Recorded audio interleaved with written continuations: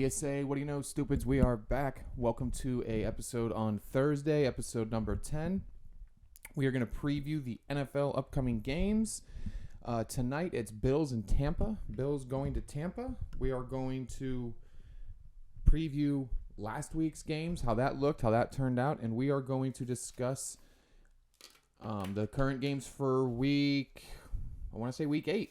So let's go ahead and get started. So last Thursday, the Jaguars dominated the Saints on the road, 31-24. Kamara carried the New Orleans offense. That offense is very plain vanilla. Derek Carr is, pretty much mid or below mid, not very good. Kamara was the lead rusher and lead receiver on that team. Jacksonville's 3-0 on the road, and Etienne had 2 touchdowns. So Jacksonville, I think, is starting to get a roll. I think those pieces are starting to come together. Look forward to seeing them, what they can do. I think once Trevor Lawrence gets rolling and that offense gets going and Kevin Ridley gets involved, they'll start rolling and they'll start producing. Chicago dominated Las Vegas 30-12 with rookie Tyson Bagent, butchering his last name, as the rookie quarterback. He did well, no turnovers, had like 160-ish yards and a touchdown, didn't force the ball, didn't turn it over. Vegas is continuing to struggle. I think they're going to shop Davante Adams. I don't think he's going to be on that team much longer. I think they look for different options. Davante Adams didn't like what he has. It didn't turn out to what he thought it was. I think he's missing Aaron Rodgers. So I think Davante will be shopped by the trade deadline. So if you want to pencil that in, I heard it first here from the Bubcast. He will get traded. Vegas continues to struggle. Garoppolo. Same type of thing as New Orleans. He's there. He's not. He got injured. They're not really doing much. Their offense is just plain vanilla. Don't expect much from them either.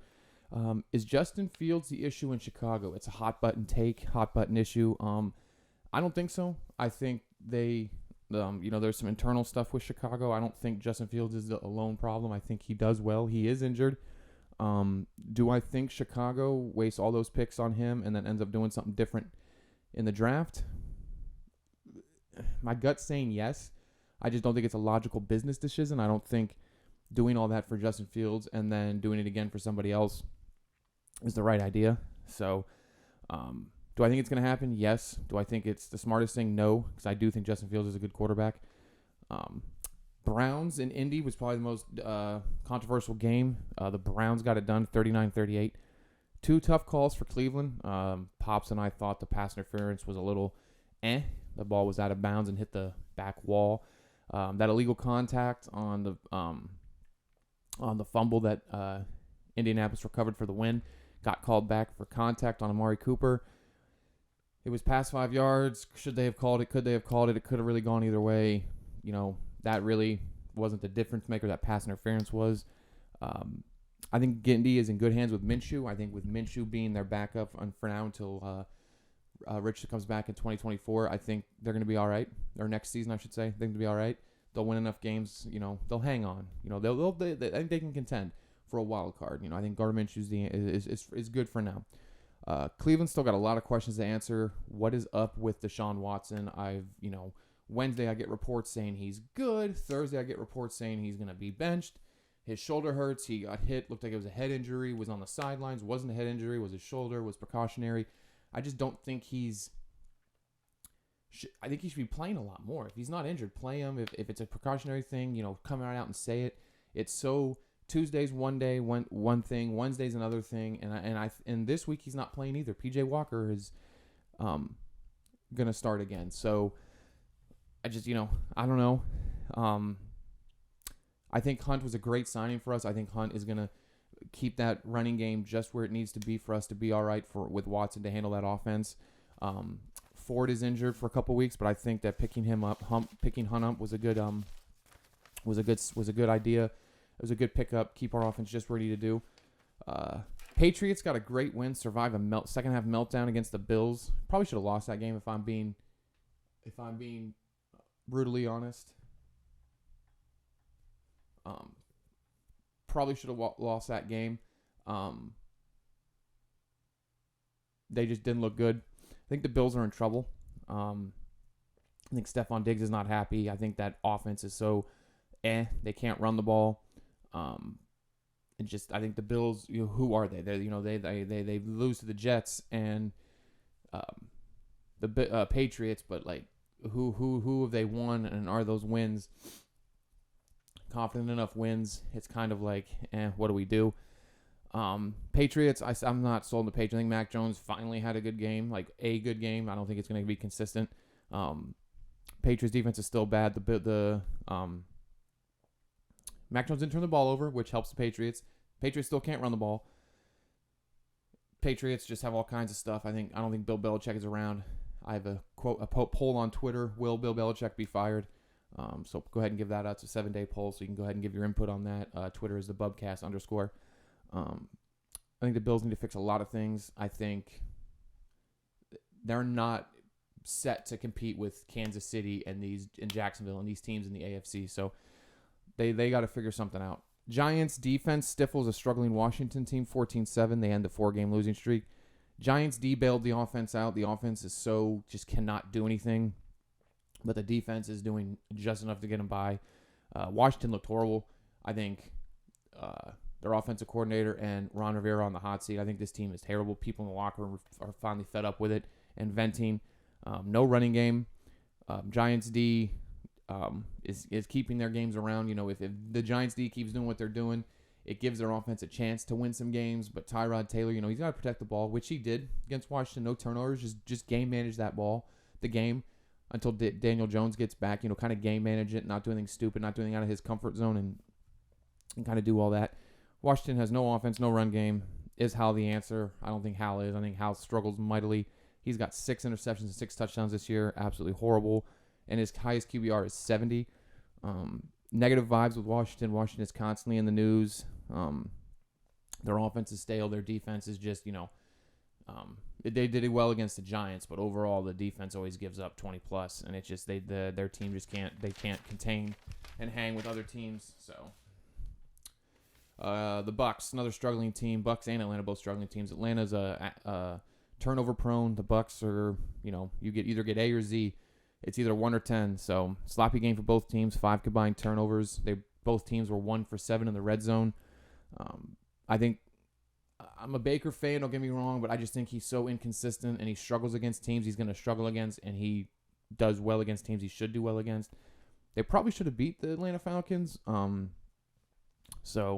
they have no rushing game. So not only are you relying on Baker to be productive, but you're relying on him to be more than he's used to being as productivity consists.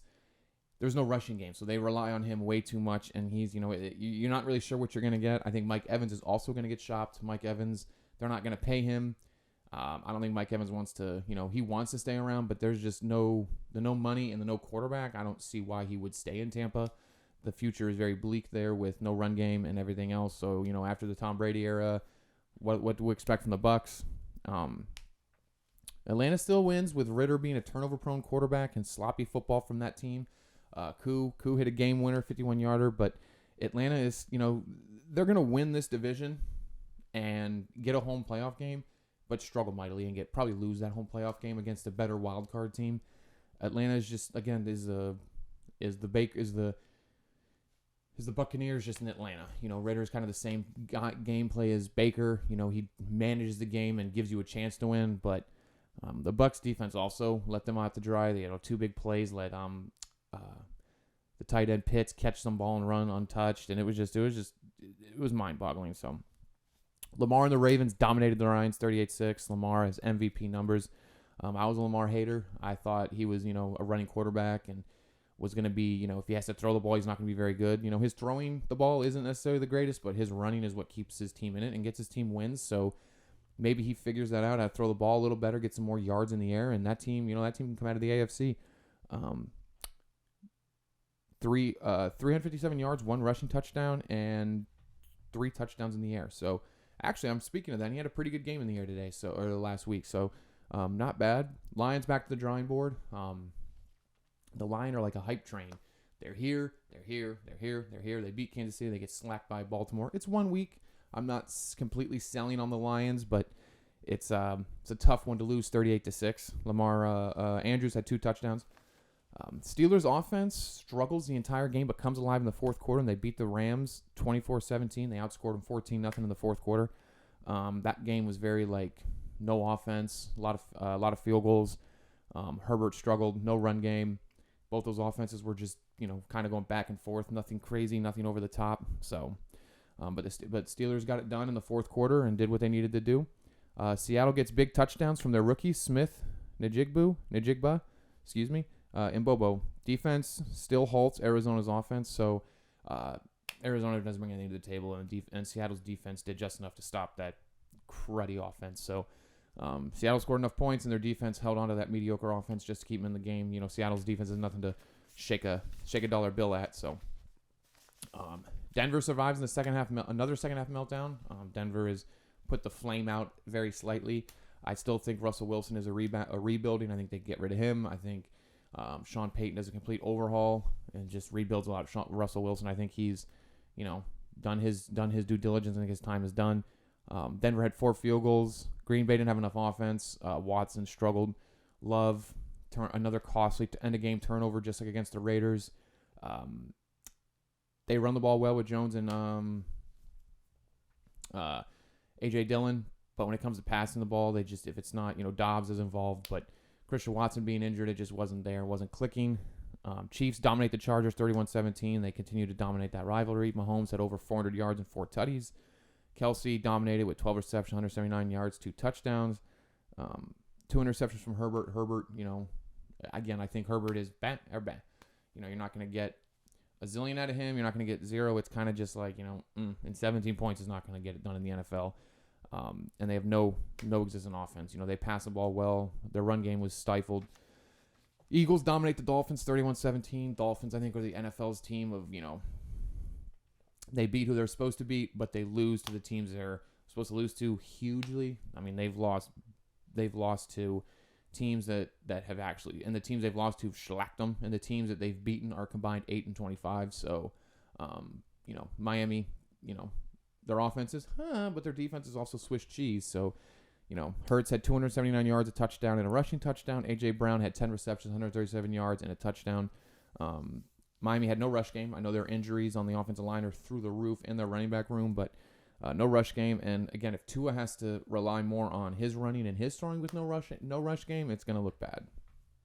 Minnesota beat the injured-filled 49ers. Purdy, I think a product of his environment, struggled. McCaffrey was not 100%, still got a touchdown.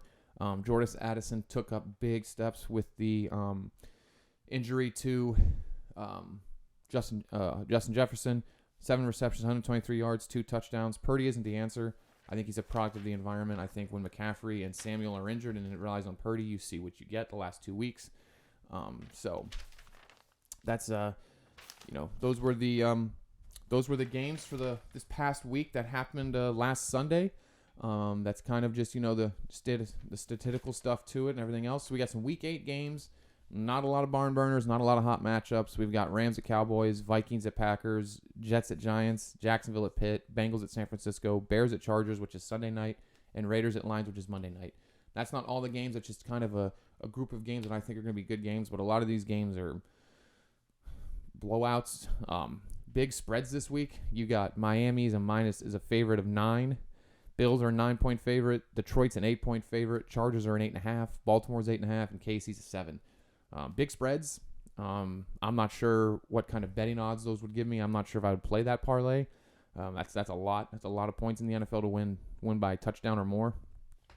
With touchdown and a field goal for most. So, but yeah, I don't think any of these games this week are much to talk about. They're going to be good games. Don't get me wrong. Don't avoid all of them, but there's a few of them. I'd watch the Vikings Packers. That's an NFC rivalry. Rams Cowboys might be good. It's a good rivalry game.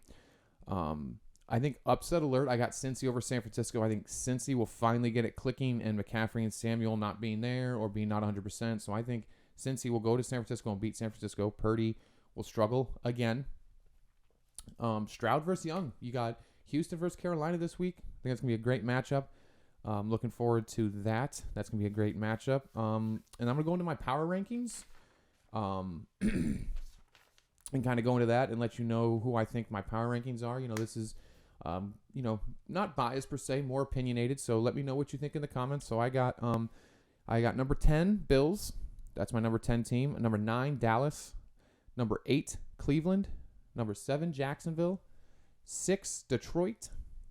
5 Miami.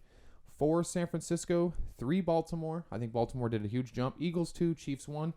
I think, unbiased, I think 1, 2, and 3 could swippy swap. One of those can move around. So I don't think, not set in stone per se. It's still early. I don't think Miami's for real. I think the Bengals are going to grow. Washington's in trouble. And I think look out for Jacksonville. I think Jacksonville's going to do more. And they're going to start to look good. Ron Rivera is on the hot seat. I think there's a rebuild in Denver. Will New England move on from Belichick? I think they will. I think if it gets to the point where they win 2-3 games, something's got to be talked about. Like I said earlier, is Justin Fields the problem in being a Bear? Will Justin Fields be a Bear next year? Or are they going to do the same exact thing for another quarterback or try to build around and get some offensive weapons, trade up to get like a Marvin Harrison Jr.? And will Carolina win a game? That's a big question. Carolina might lose every single game. It looks like they might. They're 0-6, so we'll kind of see how that goes. So this was my episode 10. This was NFL from the past Sunday, and we'll go ahead and talk about Bills Bucks tonight at 8:15. Tampa travels to the Bills. Fantasy-wise, I would not start anyone on the Bucks. I think the Bucks are going to struggle mightily up there. Maybe play Mike Evans as a flex, but that's very 50-50. I have Mike Evans. I'm not sure if I'm going to play him at the flex.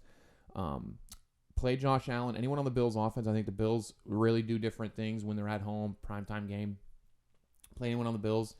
I'm not sure what the line is for that game, but I'm taking the Bills. I would probably take Bills line plus points to win that game. So I'm taking the Bills tonight. I think the Bills are going to rebound after last week's disappointing loss. I think Stephon Diggs is going to go off. Maybe 10 receptions, 100-plus yards, touchdown or 2. So play Diggs. I think Josh Allen doing enough. So that's tonight's game. That's kind of like my preview. Like I said, I'll take the Bills. But this was episode 10. This was kind of an NFL rebound, reboot. Talked about last week's games. I talked about tonight's game, and I talked about this Sunday's games. I will post my predictions closer probably to like Friday evening, Saturday morning. Closer to kickoff on Sunday, my predictions for week 9 or 8. But thanks for tuning in. Follow us on Instagram, Bubcast Official, Twitter at the Bubcast _. That's where I'm starting to post a lot of tweets. Give us a follow. That's where I put my betting and all that stuff on there. So if you have a Twitter, give us a follow. TikTok at the Bubcast. That's where I'm going to start posting videos and stuff. And the YouTube channel is the Bubcast. Thanks for liking, following, and subscribing. Have a great Thursday, and make sure you tune in for Tampa at Bills, Thursday Night Football, 8:15. What do you say? What do you know, stupids?